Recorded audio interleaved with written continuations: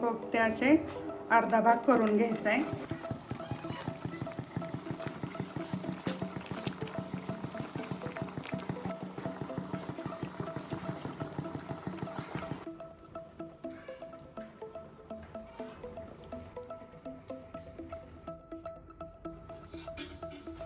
एक चमचा जिरं टाकायचं आणि 2 चमचे धने टाकायचे. याच्यामध्ये 4 कांदे चिरलेले टाकले,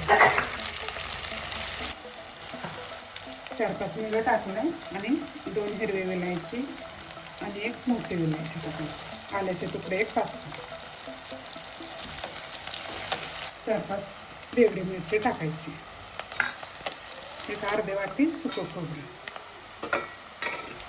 अर्धा काजू, थोडीशी हिरवी मिरची, एक अर्धा लसणाच्या पाकळ्या टाकायच्या, एक टमाटा मोठा कट केलेला आहे तो एक टाकायचा. 5 मिनिटं ह्याच्यावरती झाकण ठेवायचं.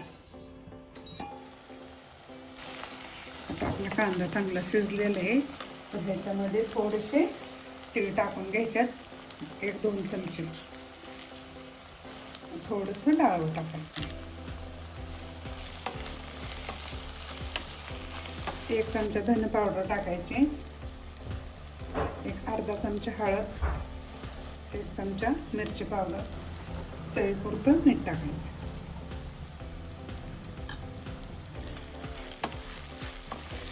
एक चमचा चाट मसाला टाकायचा आहे, 1 चमचा गरम मसाला. त्याच्यामध्ये गरम पाणी घालायचं एक पळीपासून. त्याच्यावरती 5 मिनिटं झाकण ठेवायचं. ताटामध्ये काढून हे थंड करायचं आणि नंतर मग मिक्सरमध्ये वाटून घ्यायचं. आता आपल्याला कोफ्ते तयार करायचे तर त्यासाठी आपण अगोदर ह्याच्यामध्ये सगळं सामान टाकून घ्यायचं.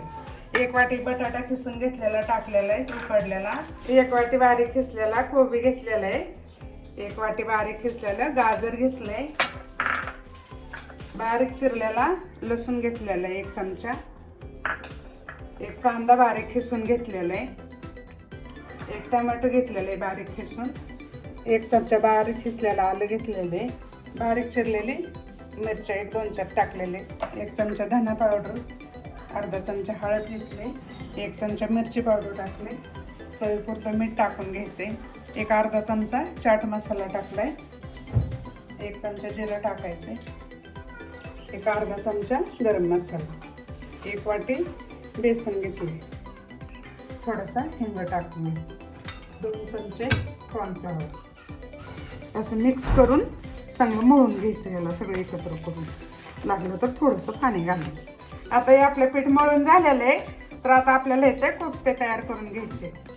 तर आता हाताला तेल लावून घेतलेले आहे तर असे छोटे छोटे कोफ्ते तयार करून घ्यायचे आणि नंतर ह्याला तिळामध्ये थोडेसे घोळवून घ्यायचे.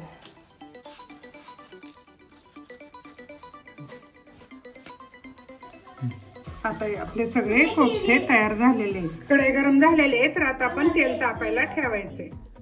तेल गरम झालेले आहे तर आता आपण कोफ्ते तळून घेऊ.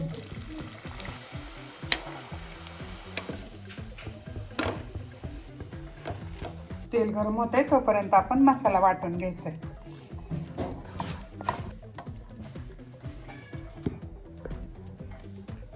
तर आता आपण हे कढई गरम झालेले आहे तर त्याच्यामध्ये हे ग्रेव्ही टाकायची. त्याच्यामध्ये 1 चमचा मिरची पावडर टाकायची. तर आपला मसाला चांगला तळून झालेला आहे तर याच्यामध्ये आपल्याला आता पनीर टाकून घ्यायचं आहे. चांगलं तेल सुटलेलं आहे.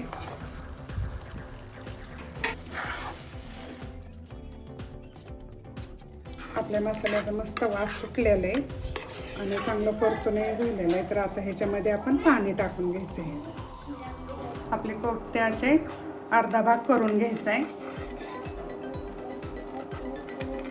असे सगळे एकसारखे कट करून घ्यायचे. पाणी ह्याच्यामध्ये गरम टाकायचं.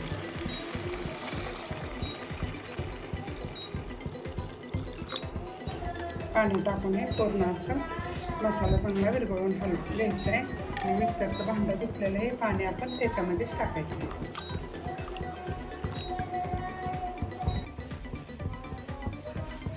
आता ही ग्रेव्ही उकळली की ह्याच्यामध्ये कोफ्ते सोडून घ्यायचे. भाजी उकळलेली तर आता त्यामध्ये कोफ्ते टाकून घ्यायचे.